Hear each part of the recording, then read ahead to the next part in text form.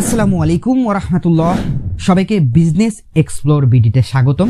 আজকে আমরা দারুণ একটি ভিডিও নিয়ে আলোচনা করব, দারুণ একটি বিজনেস নিয়ে আলোচনা করব, যে বিজনেসটি হলো মোবাইল ব্যাংকিং এর বিজনেস। হ্যাঁ ভাই, মোবাইল ব্যাংকিং এর বিজনেস। আজকে আমরা আলোচনা করব মোবাইল ব্যাংকিং এর, যেমন রকেট, নগদ, বিকাশ, উপায় আর যে সকল বাংলাদেশে মোবাইল ব্যাংকিং আছে, ব্যবস্থা আছে, সেগুলো সবকিছু নিয়ে আলোচনা করব। এটি কিভাবে শুরু করবেন, কত টাকা লাভ করবেন, কিভাবে করলে বেশি লাভ হবে, সবকিছু নিয়ে আজকের এই ভিডিওটি। তো চলুন শুরু করছি আজকের ভিডিও।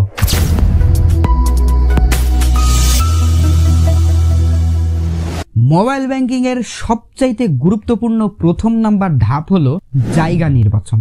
হ্যাঁ, যদি আপনার জায়গা নির্বাচনটা ভালো থাকে তাহলে মোবাইল ব্যাংকিং এর ব্যবসার জন্য অনেক সুবিধা।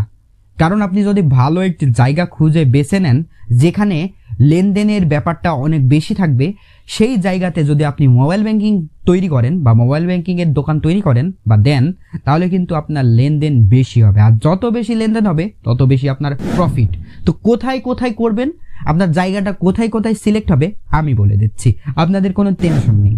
আপনারা এমন কোনো লোকালয়ে এই বিজনেসটি চালু করবেন যেখানে বাজার, যেমন বাজারে মানুষ কিন্তু লেনদেন করেই থাকে, এই জায়গাতে করবেন। তারপরে কোনো স্কুল, কলেজ, বিশ্ববিদ্যালয়ের সামনে এই মোবাইল ব্যাংকিংটা করবেন। কারণ কি ক্ষেত্রে হয়, ছাত্ররা কিন্তু যারা দেখা যাচ্ছে শহরে ধরেন শহরে কোনো একটা বিশ্ববিদ্যালয়ের সামনে আপনি যদি দোকান দেন বা বিশ্ববিদ্যালয়ের আশেপাশে যদি এই মোবাইল ব্যাংকিং এর সেবাটা চালু করেন, তাহলে কি হচ্ছে, স্টুডেন্টরা কিন্তু তাদের বাসা থেকে কিন্তু লেনদেন অনবরত হতেই থাকে, সবসময়, প্রায় সবসময় লেনদেন হতে থাকে তাদের বাসার সাথে। হয় টাকা পাঠায়, নাহলে বাসায় থেকে টাকা স্টুডেন্টকে দেয় বা স্টুডেন্ট বাসায় টাকা দেয়। তো এক্ষেত্রে কিন্তু সবসময় মোবাইল ব্যাংকিংটা খুবই জরুরি। তারপরে এমন কোনো জায়গাতে করবেন যেখানে বাজার, মানে ধরেন একটা আপনাদের মোড় বা বাজার যেখানে মানুষ লেনদেন করবে।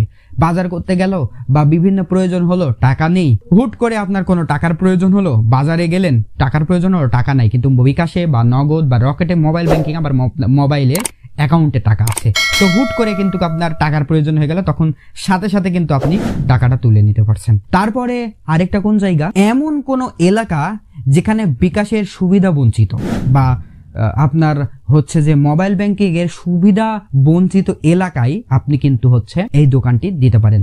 তাহলে তারা কিন্তু গ্রামের এলাকায়, ধরেন শহর থেকে দূরে গ্রামের এলাকায়ও এই সব দোকান দিতে পারেন। কারণ কি, তারা কিন্তু বিকাশ নগদের লেনদেন হয়েই থাকে। বর্তমান বয়স্ক ভাতা, আরো বিভিন্ন ধরনের ভাতা তৈরি হয়েছে। এই যে যারা আছে, যারা মুরব্বী, যারা বয়স্ক ভাতা, বিভিন্ন ধরনের ভাতা উপবৃত্তি পায়, তারা কিন্তু মোবাইল ব্যাংকিং এর জন্য দূরে কোথাও যাওয়া লাগছে। সেক্ষেত্রে আপনি কিন্তু ওখানে যদি দোকান দেন বা সুবিধা বঞ্চিত এলাকায় যদি আপনি এই ব্যাংকিং এর দোকান দেন, তাহলে কিন্তু অনেক প্রফিট। সেখান থেকে কিন্তু আপনার দোকানে আসবে, তারা কিন্তু দূরে যাবে না, মাইল পার করে, কিলোমিটার পার করে কিন্তু তারা দূরে যাবে না, আপনার দোকানে আসবে। তো জায়গা নির্বাচনটার ক্ষেত্রে এই জায়গাটা গুলো আপনি করবেন। কোন কোন জায়গায় আমি আবারও বলছি, কোনো স্কুল, কলেজ, বিশ্ববিদ্যালয়, কোনো বাজার এলাকায়, আপনার বাজারের মোড়ে বা আপনার এলাকার মোড়ে এবং সুবিধা বঞ্চিত এলাকায় আপনি এই বিজনেসটা চালু করতে পারেন। তাছাড়া সবচাইতে ভালো উপায় কি জানেন, আপনি একটা দোকান আছে, আপনার স্যান্ডেলের দোকান আছে, আপনার মুদিখানার দোকান আছে, আপনার আরো ওষুধের দোকান আছে বা বিভিন্ন ধরনের, এই সব ধরনের দোকানের পাশে কিন্তু আপনি এই মোবাইল ব্যাংকিং এর সুবিধা চালু করতে পারেন। ফলে আপনার অন্য ব্যবসাও থাকছে এবং আপনার বাড়তি উপায় হিসেবে এই মোবাইল ব্যাংকিং করে কিন্তু সেখান থেকেও কিছু প্রফিট পাচ্ছেন। যেমন আপনারা দেখেন আলু সব তরকারিতে যায়, তেমনি এই বিকাশ বা মোবাইল ব্যাংকিং এর বিজনেসটা কিন্তু সব বিজনেসেই যায়, যে বিজনেসটার সাথে আপনি যোগ দিতে পারেন যদি আপনি পারেন তাহলে। তাছাড়াও আপনি শুধু মোবাইল ব্যাংকিং এর বিজনেসটা নিয়েও কিন্তু আপনি মাসে মাসে হাজার হাজার টাকা ইনকাম করতে পারেন। এবার আসি মূলধনের পরিমাণ। এই ব্যবসা শুরু করতে হলে, মোবাইল ব্যাংকিং এর ব্যবসা শুরু করতে হলে আপনার কত টাকা লাগবে? আপনার মোবাইল ব্যাংকিং এর বিজনেসটা শুরু করতে আপনার মাত্র 50,000 থেকে 1 লাখ টাকা দিয়ে শুরু করতে পারবেন। এই 50,000 থেকে 1 লাখ টাকার মধ্যে থাকছে আপনার দোকানের সাজসজ্জ। আপনি কিওস্ক তৈরি করতে পারেন, ব্যবসা শুরু করতে পারবেন। এটা কিন্তু 50,000 থেকে 1 লাখ টাকার মধ্যেই আপনি কিন্তু এই মূলধনে মানে প্রথম শুরু করতে পারবেন।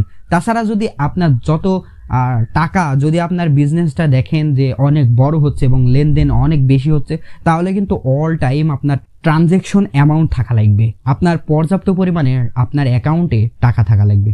আপনি ধরেন একজন কাস্টমার আসছে, ভাই আমি নগদে উইথড্র দিব, আমি নগদে টাকা পাঠাবো বা টাকা ক্যাশ আউট করব, ক্যাশ ইন করব, তাহলে আপনার নগদে টাকা নাই, কিন্তু তার দরকার নগদ, আপনার বিকাশে আছে বা উপায়ে আছে বা রকেটে আছে, কিন্তু নগদে আপনার টাকা নেই, তাহলে মুশকিল না? এই জন্য বললাম যে দোকানে কিছু সাজসজ্জা আছে বা টয়েস তৈরি করতে কিছু খরচ আছে, বেশি না, খুবই সামান্য, আর বাদ বাকি সব টাকাগুলোই কিন্তু আপনার এই যে ট্রানজেকশন, মানে আপনার নগদে টাকা থাকা লাগবে, আপনার বিকাশে টাকা থাকা লাগবে, আপনার রকেটে টাকা থাকা লাগবে, আপনার উপায়ে টাকা থাকা লাগবে। তাছাড়াও আপনি আপনার দোকানের চাহিদা অনুযায়ী কোনটাতে বেশি রাখবেন, কোনটাতে কম রাখবেন, সেটা আপনি বুঝতে পারবেন। বিকাশ, নগদ, রকেট এই ব্যবসা শুরু করতে আপনার কিছু কাগজপত্র প্রয়োজন।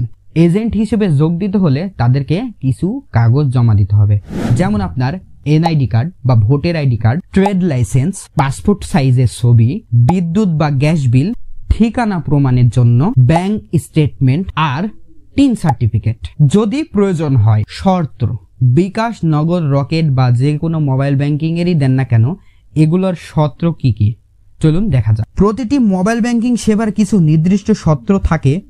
উদাহরণস্বরূপ, একটি নির্দিষ্ট মূলধন থাকতে হবে, মাসিক একটি ন্যূনতম লেনদেন করতে হবে, একাধিক ব্র্যান্ডের সাথে একসাথে কাজ করা যায় না যেমন বিকাশের ক্ষেত্রে, সঠিক প্রক্রিয়ায় ট্রানজ্যাকশন সম্পূর্ণ করতে হবে। তো এই শর্তগুলো আপনাকে মেনে চলতে হবে মোবাইল ব্যাংকিং এর এজেন্ট হিসেবে বিজনেস শুরু করতে হবে। এবার আসি এজেন্ট খোলার নিয়ম। বিকাশ, নগদ, রকেট এজেন্ট হতে চাইলে তাদের অফিসিয়াল ওয়েবসাইট বা এজেন্ট বুথ থেকে আবেদন করতে হবে। আবেদন ফর্ম পূরণ করে জমা দিলে কোম্পানি আপনার স্থান ও কাগজপত্র যাচাই করবে। যাচাইয়ের পর এজেন্ট হিসেবে অনুমোদন পেলে আপনার মোবাইল ব্যাংকিং ব্যবসা শুরু করতে পারবেন। এবার আসি লাভের পরিমাণ। এই যে আপনি এজেন্ট হিসেবে শুরু করছেন, এতে লাভ কত চলুন দেখে নেওয়া যাক। বিকাশ, নগদ এবং রকেট এজেন্ট হিসেবে লাভ মূলত কমিশনের ভিত্তিতে হয়। সাধারণ 1% থেকে 1.8% পর্যন্ত কমিশন পাওয়া যায়, অর্থাৎ প্রতি 1000 টাকায় লেনদেনের জন্য আপনি লাভ করতে পারেন 10 থেকে 18 টাকা পর্যন্ত। একাধিক লেনদেন করলে এটি আপনার জন্য লাভজনক ব্যবসা হয়ে যেতে পারে। Agent app. বিকাশ, নগদ, রকেট যে কোনো মোবাইল ব্যাংকিং এর কথা বলেন, তাদের সবারই কিন্তু নিজস্ব একটা অ্যাপস আছে। যে অ্যাপসটা আপনি যদি চালু করে অ্যাপস থেকে সেবা চালু করেন, তাহলে কিন্তু আপনার কমিশনের হারটা একটু বেশি হবে এবং আপনার লেনদেন করতে অনেক দ্রুত হবে এবং সুবিধা হবে, ফলে কাস্টমাররাও খুশি থাকবে। বিকাশ B2B। বিকাশ B2B কি চলুন ডিসপ্লেতে জেনে আসি। বিকাশ B2B বা বিজনেস টু বিজনেস সেবা ছোট ব্যবসার জন্য একটি দারুণ সুযোগ। এখানে আপনি বড় প্রতিষ্ঠান বা অন্যান্য ব্যবসার সাথে ট্রানজ্যাকশন করতে পারেন। এজেন্টরা এই সুবিধাটি ব্যবহার করে ব্যবসায়িক লেনদেনও কিন্তু করতে পারেন। অ্যাপ ব্যবহারের সুবিধা বা অ্যাপ ব্যবহারে কমিশন কতটুকু পাবেন? আমি বললাম না একটু আগে, অ্যাপস থেকে যদি আপনি লেনদেন করেন তাহলে কিন্তু সুবিধা একটু বেশি। এজেন্ট অ্যাপ ব্যবহার করে সক্রিয়ভাবে কিন্তু আপনার এই ব্যবসাটার হিসাব করা যায় এবং ট্রানজ্যাকশনের স্ট্যাটাসটাও আপনি সহজে দেখতে পাচ্ছেন। বিকাশ, নগদ, রকেট এজেন্ট অ্যাপ থেকে সবারই কমিশন পায় এক, তাই এই সেবাটি চালু করে কিন্তু আপনি লাভজনক হতে পারেন। মোবাইল ব্যাংকিং বা মোবাইল ব্যাংকিং এর ব্যবসাতে কিছু সাবধানতা লক্ষ্য করতে হবে। আপনাকে দেখতে হবে প্রতিটি ট্রানজ্যাকশন সঠিকভাবে হচ্ছে কিনা, গ্রাহকদের ব্যক্তিগত তথ্য গোপনীয়তা রাখা, ফ্রড বা প্রতারকদের হাত থেকে আপনি নিজে এবং গ্রাহকদের বাঁচা। অনেক বিকাশ বা অনেক মোবাইল ব্যাংকিং এর দোকানে কিন্তু এই ধরনের খাতা পাওয়া যায়, যেখানে আপনি বলে আপনার নাম এবং মোবাইল নাম্বার লিখে নেয়, কিন্তু এটা কিন্তু তাদের সতর্ক এবং আপনারও সতর্ক এবং ওদেরও সতর্ক থাকার জন্য বা সাবধানতা থাকার জন্য, সুরক্ষিত থাকার জন্য কিন্তু এইগুলো করে রাখে। মোবাইল ব্যাংকিং ব্যবসা বর্তমানে অত্যন্ত লাভজনক একটি সেক্টর।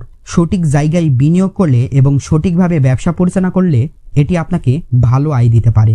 সঠিক জায়গায় সতর্কতার সাহায্যে আপনাকে এই ব্যবসা শুরু করতে হবে।